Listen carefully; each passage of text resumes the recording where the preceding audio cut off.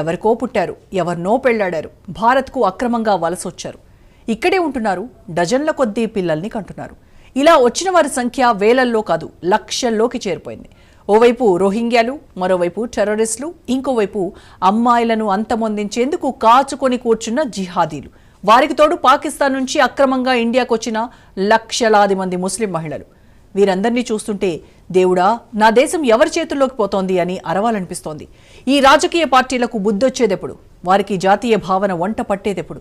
ఓవైపు జనాభా నియంత్రణ పాటిస్తూ పన్నులు కట్టేదొకరు, మరోవైపు డజన్ల కొద్దీ పిల్లల్ని కంటూ ఏ బాదరబందీ లేకుండా ప్రభుత్వ పథకాలను ఎంజాయ్ చేసేది మరొకరు. ఇదెక్కడి సమాజం? ఇదెక్కడి రీతి?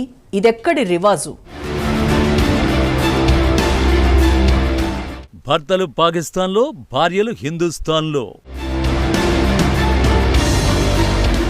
పాక్ నుంచి 5 లక్షల మంది మహిళా చొరబాటుదారులు.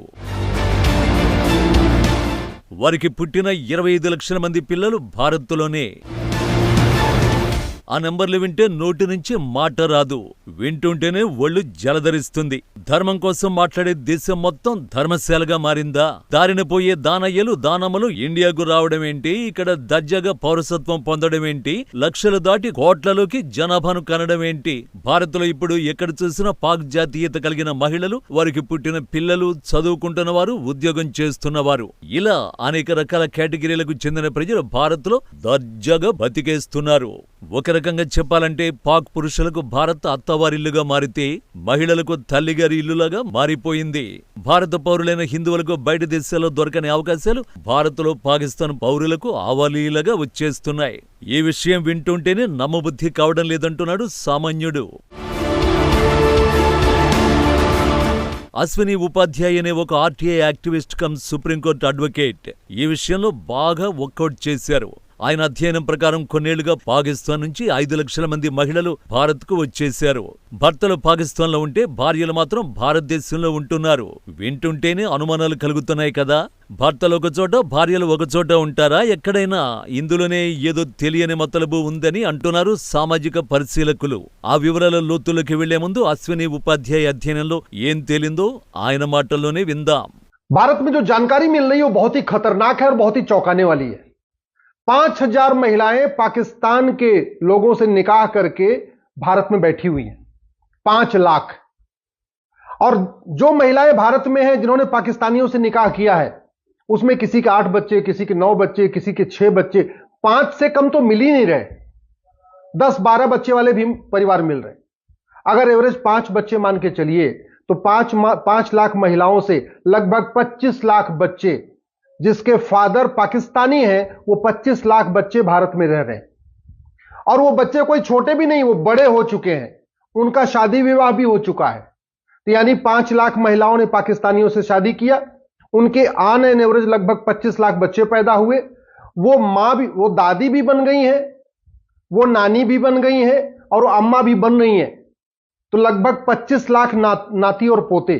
ఓ అంచనా ప్రకారం పాకిస్తాన్ నుంచి 5 లక్షల మంది మహిళలు వస్తే వారికి సగటున 5 మంది పిల్లలనుకుంటే మొత్తం పిల్లలు 25 లక్షలుగా అంచనా వేస్తున్నారు. ఇది ఒక భర్తకు కలిగిన పిల్లల అంచనా మాత్రమే. అంతకు ముందు భర్తలకు పుట్టిన వారిని ఇందులో కలపలేదు. 10 ఏళ్ల క్రితం వచ్చిన వారు ఇక్కడే చదువుకుంటున్నారు. ఆడపిల్లలైతే ఎదిగి పెద్దవాళ్ళవుతున్నారు. అంతకు ముందు వచ్చి స్థిరపడిన వారు పెళ్లిళ్లు చేసుకుని అమ్మలు, అమ్మమ్మలు, ముసలమ్మలు కూడా అయిపోతున్నారు. ఈ విషయంలోని లోతుపాతులు ఇప్పటిదాకా బయటపడలేదు. పహల్గాంలో హిందువుల మీద దాడి పుణ్యం అని భారత ప్రభుత్వం ఈ అంశంపై పూర్తిగా ఫోకస్ చేసింది. ఏ ముస్లిం దేశం నుంచి కూడా భారత్కు ఇలా అక్రమంగా వస్తున్న మహిళలు కనిపించరని అశ్విని ఉపాధ్యాయ్ అంటున్నారు. దుబాయ్, సౌదీ, కువైట్ ఇలా ఏ దేశం తీసుకున్నా కూడా భర్తల్ని అక్కడ వదిలేసి మహిళలు మాత్రం ఇండియాకు వచ్చి స్థిరపడాలనే స్కీమ్ ఎక్కడా అమల్లో లేదు. మరి పాకిస్తాన్ భర్తలు మాత్రమే ఇలాంటి స్కీమును ఎందుకు అమలు చేస్తున్నారనే ప్రశ్న ఇప్పుడు తీవ్ర రూపం దాలుస్తోంది. అందరినీ ఆలోచింపజేస్తోంది. భర్తలను అక్కడ వదిలేసి మహిళలంతా భారత్కు ఎందుకొచ్చారు? అది కూడా ముస్లిం మహిళలే కావడం ఆందోళన కలిగించే అంశంగా మారింది. ఎప్పుడొచ్చారో, ఎలా వచ్చారో తెలియదు. కొందరు కోవిడ్కి ముందు వచ్చారట, కోవిడ్లో ఇరుక్కుపోయి పోలేకపోయారట, లాంగ్ టర్మ్ వీసాకు అప్లై చేసుకున్నారట. వారికి వీసా ఎవరిచ్చారు, ఎందుకిచ్చారు, వాళ్ళు వచ్చి ఇక్కడ చేసేదేంటి అని ఇమిగ్రేషన్ అధికారులు ఎందుకు ఆలోచించలేదు? मेरा रीजन है, मुझे जाने थे कि मेरी नेशनलिटी है, मेरी पाकिस्तानी नेशनलिटी है, ये मेरी माँ के केस जमा है। फाइल जमाए। मेरी वीजा मेरे पास मौजूद है, बस हमसे सब कुछ दिखा दिया। वो उनसे कह रहे मैं कुछ नहीं कर सकते, ऑर्डर ऊपर से, जब तक ऑर्डर नहीं होगा हम कुछ नहीं कर सकते। मेरी शादी 20 साल से पाकिस्तान में हुई, मुझे वहाँ नेशनलिटी नहीं मिली है। मेरी नेशनलिटी अप्लाई हुई भी है वहाँ पे, मेरे पास मेरी नेशनलिटी की स्लिप है, मेरे साथ मेरे हस्बैंड का शनाख्ती कार्ड है, मेरे पास वहाँ का निकाहनामा है, सब कुछ है। मेरी बच्चियाँ कैसे जाएगी अभी पाकिस्तान में हुआ है? री एंट्री वालों को इजाजत दे दे सर, मेरे बच्चे मर जाएंगे सर, प्लीज री एंट्री वालों को वीजा दे दे। मेरा नाम रूमा नाज है, मेरे 2 बच्चे हैं, मेरे हस्बैंड वहाँ इंतजार कर रहे हैं, मेरे 2 बच्चे हैं, 2 साल का, 1 5 साल का। मेरे बच्चे मर जाएंगे, वो अकेले नहीं रह सकते। Please sir, I am request, reentry वालों को वीजा दे दें please sir, please I am request. ముస్లిం మహిళల కాపురాల విషయంలో అనేక లోగుట్టు అంశాలు బయటపడుతున్నాయి. అవి అనుమానాలే కావచ్చు, లేదా నిర్ధారణ కాబోయే రుజువులే అనుకోండి. ఒళ్లు జలధరించే సంగతులపై లోతైన చర్చ నడుస్తోంది. ఇందులో పాకిస్తాన్ మహిళలు మాత్రమే కాక భారత్లోని మహిళలు కూడా ఉండడం విశేషం. పాకిస్తాన్లో పెళ్లై ప్రెగ్నెన్సీ వచ్చిన తర్వాత మహిళలు పొలోమని భారత్కు వచ్చేస్తున్నారు. ఇక్కడే డెలివరీ చేసుకుంటున్నారు. బాబునో పాపనో కనేస్తున్నారు. 45 రోజులు లేదా టెంపరరీ వీసా సౌకర్యాన్ని ఉపయోగించుకుంటున్నారట. ఆ తర్వాత పాకిస్తాన్ వెళ్లడం లేదు. ఇక్కడే Aadhaar card, voter card, SIM card సంపాదించుకుంటున్నారు. ఒరిజినల్ భారతీయులుగా సకల సౌకర్యాలు ఉపయోగించుకుంటున్నారు. మరోవైపు భారతీయ ముస్లిం మహిళలు కూడా అచ్చంగా ఇదే ఫార్ములాను ఫాలో చేస్తున్నారన్న విషయం ఇప్పుడు కన్ఫర్మ్ అయింది. పాక్ మహిళలు భారత్కు వచ్చి పిల్లల్ని కంటుంటే భారతీయ ముస్లిం మహిళలు అక్కడి అబ్బాయిలను ప్రేమించి అక్కడికి వెళ్లి పెళ్లి చేసుకుంటున్నారు. ప్రెగ్నెన్సీ కన్ఫర్మ్ కాగానే ఇండియా వచ్చేసి డెలివరీ అవుతున్నారు. ఆ తర్వాత అటువైపు వెళ్లడం కూడా లేదు. ఇందుకు ఉదాహరణగా ఓ ప్రముఖ క్రీడాకారిణిని చెప్పుకోవచ్చు. బయటపడకుండా ఎంతమంది ముస్లిం మహిళలు ఈ సూత్రాన్ని అమలు చేస్తున్నారో తెలియదు. మరి ఇందులోని మతలబేంటి అన్నదే ఇప్పుడు చర్చాంశంగా మారుతోంది. గ్రీకు యోధుడు అలెగ్జాండర్ సూత్రాన్ని భారత ఉపఖండంలోని ముస్లింలు అమలు చేస్తున్నారా అన్న అనుమానాలు కలుగుతున్నాయి. దీనిపై ఆసక్తిగల సోషల్ మీడియా వర్కర్లు లోతుగా అధ్యయనం చేశారు.